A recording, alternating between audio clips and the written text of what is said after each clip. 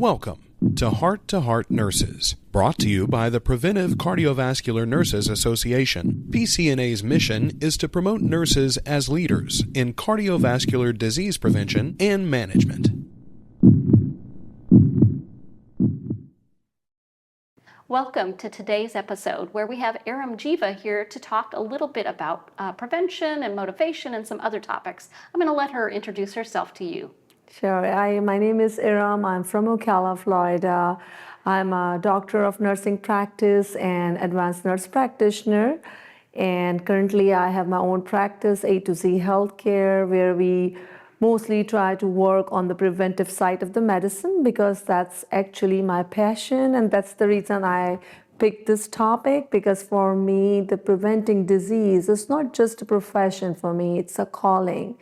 And I honestly believe that as a healthcare provider, we play a very major role for the preventing disease in advocating our patients. Well, you definitely have come to a podcast in the right place at the Preventive Cardiovascular Nurses Association. And I know that you wanted to talk a little bit about coaching and how that fits into the whole sphere of what you do. So I'm going to let you go ahead and take that topic away. So sure, the health coaching is, I would say, my favorite part of my job. I do on a daily basis. And the first important thing I want to emphasize over here is that health coaching is very individualized. You know, one thing works best for you might not gonna work best for other.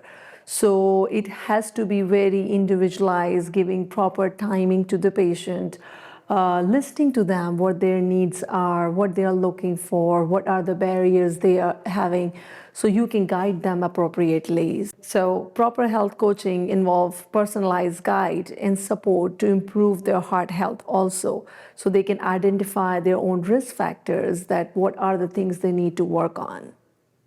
So when you're doing these coaching sessions with patients, what are some strategies that you have used? And it could be kind of the transaction, if you will, of meeting with them a particular amount of times, or keywords that you use, or maybe keywords that you don't use that really seem to work with your patient population. So it's very interesting when I'll share this with you, that I remember my 3 E's and 3 P's. Okay. All right. So 3 E's, the first E is empowerment. Very, very important. So that helps to understand the patient, that they need to understand that they have the ability to improve on, but they need someone to tell them that, you know, we are there and you can improve on, you can modify your lifestyle and we can help you out with that. So that's my first E. I always start with empowerment. The other E I usually use is emotional support, because many times when they come to us, the major problem is that they feel like, you know, I have so many things going on in the life and it might not be easy to do it. I always tell my patient that things will going on in the life, but we need to know, we need to go along and see how we can help each other to make a changes in the life and take care of the heart and have a healthy heart. So emotional support, like acknowledge them and validate that their feelings and concern are genuine, but there are the ways to work around. So that's my second E I always work. The third one is education, always, very important. Education needs to be very clear and accessible, you know, and that's why I mentioned that it needs to be individualized. Like, I usually see different kinds of patients all the time. I have teachers, I have healthcare providers I have patients who are truck drivers. So they are all from different fields. So I can't have a same plan for everyone. So education, plus it has to be accessible, and it should be according to their lifestyle so they can implement practically. So these are my 3 E's: empowerment, education, and emotional support. When it comes to P, my first P is a personalized goal. It goes with like the same thing I just mentioned, that if I have a teacher, my goals and my plans will be different as compared to a truck driver who's on the road all the time. I can't ask the truck driver to stop living and, you know, just follow my guidelines and do the healthy lifestyle, just eat healthy and go to the gym. He has to earn money, right? So it has to be personalized goal, and I would say that achievable goal. which helps. So that's my first P. The second P is positive reinforcement. They need it. They need it all the time to celebrate even the small success, because motivation is the key, so that's usually helps to keep you going. So, and that's many times patients miss out, that they just try to achieve the goal, but they don't celebrate. So it's very, I would like to share the thing which we do in our office. Like I do lots of weight management. We have a spin wheel.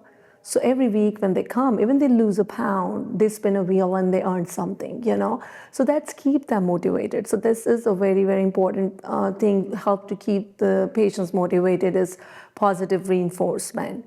The other thing is, which again goes with my other points I talk, is patient-centered approach, because they need someone to listen to them and guide them according to their needs. So usually these are the tips I use, and it works great. That 3 E's and 3 P's, and your patients are happy and they are motivated. Thanks so very much for sharing those 3 E's and those 3 P's and all that other great information about motivating our patients and helping them on that prevention pathway. We are going to take a quick break and we will be right back. For more education, resources, and tools for your clinical practice, visit pcna.net. You'll find CE courses, patient handouts, and more, all free to access. Visit pcna.net. We're back with Aram Jiva discussing motivation when it comes to coaching, but we're also going to talk about a secondary topic, which is self-care for success. Could you talk a little bit about that for us, please? Sure. So again, see, everything is linked to each other, right? So we talked about what are the motivating points, how we can motivate the patient. So when you have a patient, we are talking to the patient that, okay, there are the tips. We have to be there as a role model for them, keep them motivated every time.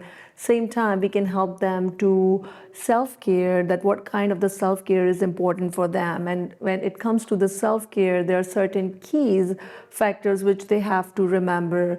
The first thing I always emphasize is on regular checkups, which is very, very important, because that's the way you find out your risk factors. So the first thing I always ask patients or any friends or family members when we're talking about self-care, I'm like, are you up to date on your regular checkups? Are you having your proper screenings done? So that's usually the first step.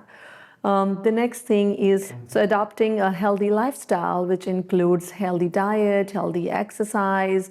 And again, many times I tell my patients, and we talked about that there are a variety of people around. Everyone has their different needs, different lifestyle. So you can't ask them to, okay, go to the gym every day. I want you to do exercise 2 hours a day. Of course, going to the gym and exercise is good, but at the same time, the activity is very important. So I always tell patients, if you are not doing anything, at least start with a simple walk.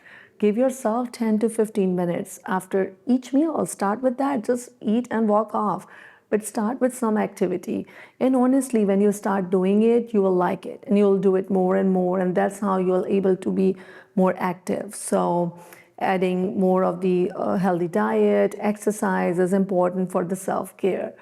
The another thing I'd like to emphasize is avoiding the harmful habits like smoking, excessive alcohol. So these things are, again, are very important for the healthy heart that you should be aware of. And awareness is not only the thing, but as a providers, healthcare providers, we have to keep motivating the patient, like when it comes to habits like smoking or excessive alcohol, it's not a one-time topic. We need to keep emphasizing. Honestly, it's like the smoking, this is a habit. On average, patient usually tries like 10 times to quit and then finally get success. And I always share this with my patients that it's not going to happen in one time that, okay, you're trying and you're like, okay, I cannot do it. That's okay, but you need to keep trying. So the same way goes to any healthy habits. Like if you are trying to eat healthy, it's not going to happen overnight. So keep trying and you will be able to get your goal achieved. So managing stress is another very important. Everyone, life is there, things can happen. Stress, anyone can, I think all of us have some kind of the stress going on, but the key is how we deal with it. If needed, are we sharing with our providers because they can help us to find the way to deal with it. They can refer you to the mental health counselor. They can refer you to the right place to help you out. So having a stress is not a bad thing. It happens, but it's very important that you recognize that you're going through some kind of distress. Tell your healthcare provider so they can help you out. So these are the key, I would say, the tips for everyone that yes, we can self-care of ourselves. It's just we need to be aware and we need to keep working on that.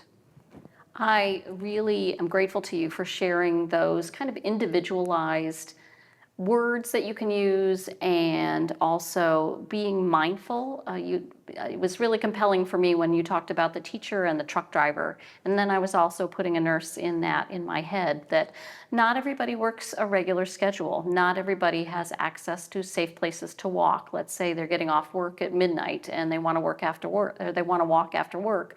It may not be safe. So providing some tools for those patients with whom you are working that work for them. And I also really appreciated the positive reinforcement for them.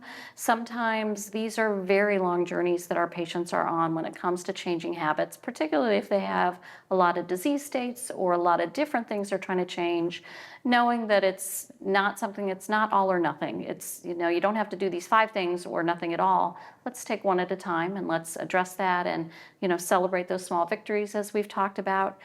Is there anything else that you would recommend for our listeners of just something, just even 1 or 2 things that are working in your practice or that you do that seem to make the most difference? So I would like to share a nice quote, which I would say that you should have it in your office, at your home, on your cell phone or desktop. Keep yourself motivating, and it says that, I quote, "Your well-being is your greatest asset. Invest in yourself through self-care and watch as your health and happiness flourish."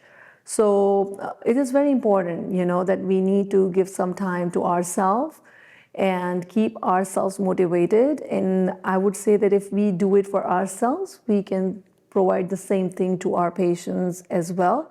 So by saying that, I would just like to conclude that just self-care is not an indulgence, it is a necessity. So by nurturing yourself, you unlock the strength and resilience needed to conquer any challenges.